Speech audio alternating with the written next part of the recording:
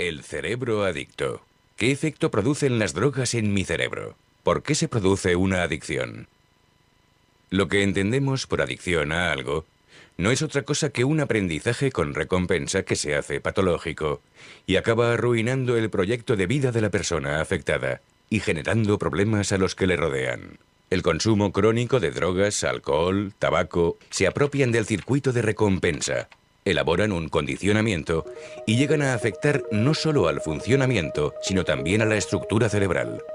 Al comparar un cerebro normal y uno adicto, en este caso a la cocaína, se observa cómo disminuye la actividad de diversas áreas del cerebro, en este caso representadas en color rojo desde la frente hacia atrás.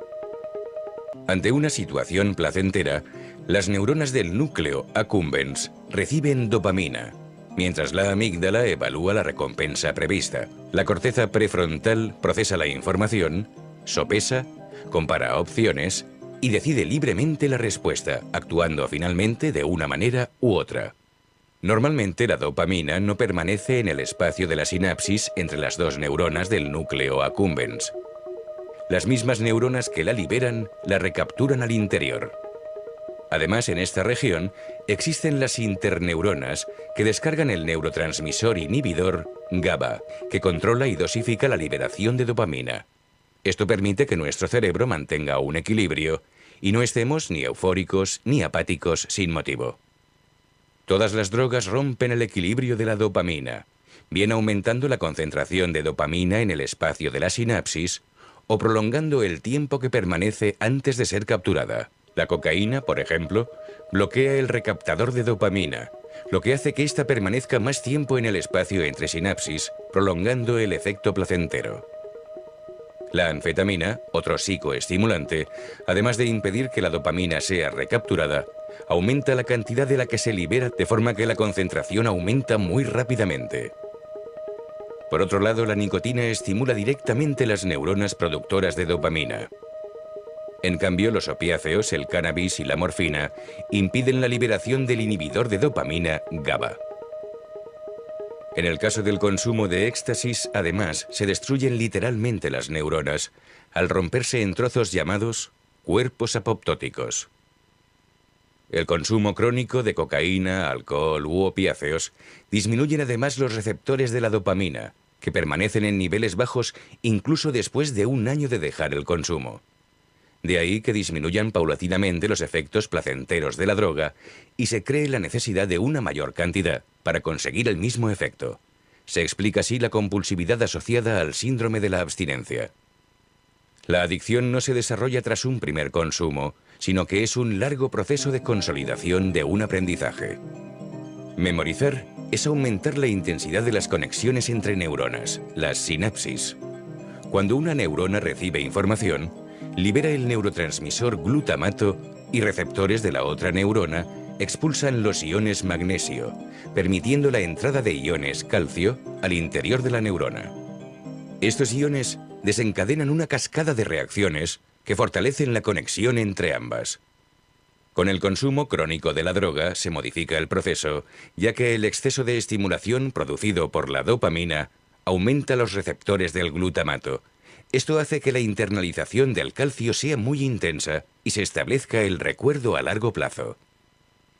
El hipocampo guarda la memoria del estímulo gratificante. Registra el recuerdo de forma más intensa y duradera cuanto más placentero es el estímulo, estableciendo la memoria emocional esencial en la adicción. El aprendizaje de los pasos para conseguir el objetivo placentero crea la memoria procedimental que requiere el tálamo, el cerebelo y el núcleo caudado. Es el mismo tipo de memoria que nos permitió, por ejemplo, aprender a montar en bicicleta y recordar los movimientos recuperándolos rápidamente de la memoria tras años de no hacerlo. Al percibir de nuevo aquel olor o ver ese lugar en el que se consumió en su día la droga, la dopamina promueve el recuerdo inconsciente asociado a la recompensa y despierta la información necesaria para conseguir el premio. En una situación normal, la corteza orbitofrontal seleccionaría la respuesta después de analizar los datos. Sin embargo, cuando se ha producido la adicción, el funcionamiento es diferente. Se pierde el control sobre los circuitos del lóbulo frontal y se generan respuestas automáticas y compulsivas. En este caso son las neuronas de la sustancia negra las que envían la dopamina a la región dorsal del cuerpo estriado y al lóbulo parietal sin pasar por el control prefrontal. De esta forma, quienes sufren la adicción no deciden, sino que se encuentran obligados a consumir. La mayoría de conductas adictivas tienen su origen en la adolescencia, ya que en esa época no están aún ajustados los sistemas de recompensa ni los de memoria emocional. Las chicas son más vulnerables aún que los chicos debido a las diferencias de la amígdala cerebral, una región crítica para la regulación social, cognitiva, emocional y comportamental. Las alteraciones cerebrales no se resuelven solo con fuerza de voluntad. Sin embargo, la prevención, el autocompromiso de limitar el propio terreno de actuación para protegerse contra las imprudencias, es capaz de frenar el impulso placentero.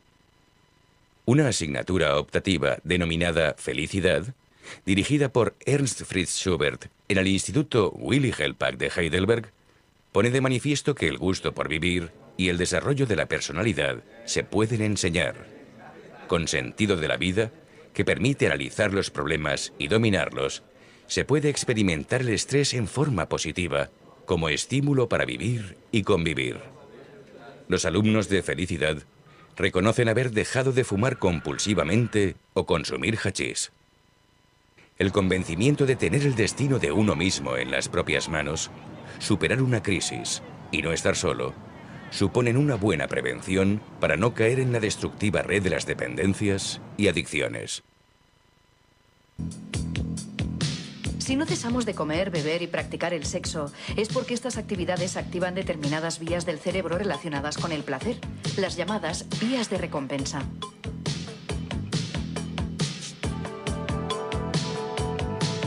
Pero no solo así se estimulan estas vías. Muchas sustancias externas también pueden interferir en ellas y desencadenar satisfacción psíquica y fisiológica en el individuo, lo que las convierte en adictivas. Uno de los más potentes, la cocaína, provoca una intensa estimulación que causa excitación, alerta, profunda sensación de poder, euforia y desinhibición extrema. Su principal acción en las vías de recompensa es la de bloquear la recaptación de dopamina, neurotransmisor clave de los centros cerebrales del placer. Esto llevaría a un incremento de los niveles de dopamina entre neuronas, lo que produciría la sensación de euforia. Algo parecido ocurre con la nicotina. Esta se une a los receptores de la dopamina y estimula así las vías de recompensa mediadas por este neurotransmisor.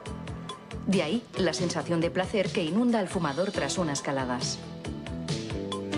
La nicotina, además, provoca la liberación de adrenalina en el organismo, hormona que mantiene al cuerpo en alerta y preparado para situaciones de peligro. Y es igualmente bienestar lo que el cerebro pide de nuevo una vez aprobado la marihuana en cualquiera de sus formas de administración. La principal sustancia activa es un cannabinoide, muy similar a los cannabinoides internos que en varias zonas del cerebro controlan procesos relacionados con el aprendizaje, la memoria, la atenuación del dolor, las vías sensoriales o la coordinación motora. El cannabinoide de la marihuana interfiere en las vías de los cannabinoides internos, pero sin control, y altera los sentidos a la vez que se desencadena también la sensación placentera. Cuanto más potente y más efectiva sea la acción de la sustancia en el organismo, cuanto más eficaz sea, por ejemplo, en la liberación de dopamina, más placer generará.